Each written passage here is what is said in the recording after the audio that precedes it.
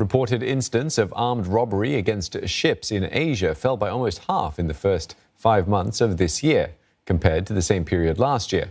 Armed robberies are those that occur within a state's jurisdiction. For the same period, there were no reported cases of piracy incidents. Piracy incidents are those that happen in international waters.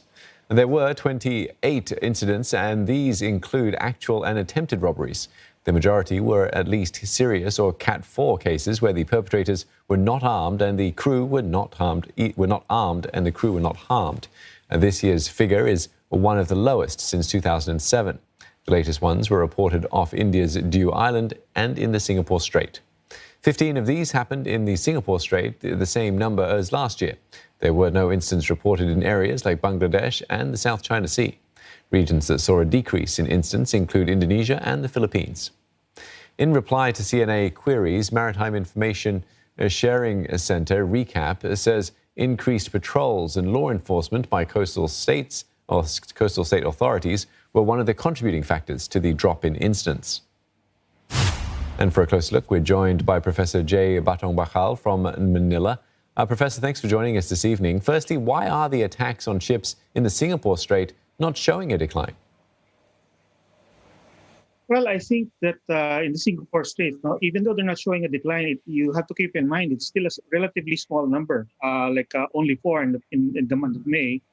And that's like only 1 in 2,500 ship crossings. The proportion is very low. Over 9,000 ships pass through the Singapore Strait each month. So now, however, that it takes place shows that there is still a distinct segment probably of the population living in the nearby coasts that have become dependent on this activity, probably as a means of economic sustenance. And definitely there's still a black market for goods taken from these ships, even if it's a small one. And that's why it's continuing. Professor, what are the types of violence that we're seeing against ships and also the locations of the incidents? Tell us about the perpetrators. Well, given the report of RECAP, it seems that most of these crimes now are crimes of opportunity, sort of lower level crimes, people probably who are poor and just taking advantage of the location of a ship. So this shows us that it's less severe than years before when you actually had more injuries or even death occurring. So in one sense, at least that's better news than before. Yeah, that is some encouraging news. But what do you think, to your mind, needs to be done to reduce armed robberies and piracy on the waters?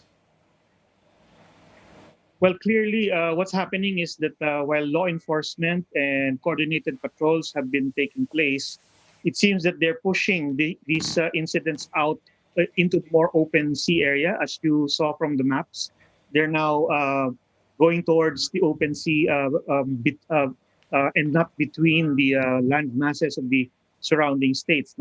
So I think what needs to be done really, probably the countries around Singapore will redeploy and reconfigure their patrols and increase their patrol coverage so that it extends outwards to where these incidents appear to be occurring more frequently. It will also probably be possible to tighten up the surveillance so that the approaches that these groups take can be more effectively blocked by law enforcement. So the surveillance and the patrolling no doubt contributes to perhaps some of the decline that we're seeing. What could other reasons be for what we're seeing in terms of this sort of reduction in the number of cases? Well, for the year 2020, definitely the pandemic has a role there. It did reduce the volume of shipping traffic. So in that sense, the number of targets also lowered. And also, I guess the pandemic must have also discouraged all sorts of activity, including criminal activity in this area.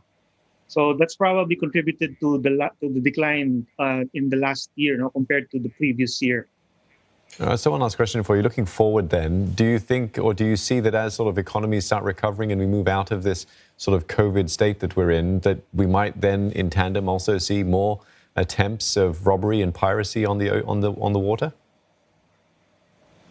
Oh, well, yes, that's reasonable to assume, given the apparent correlation.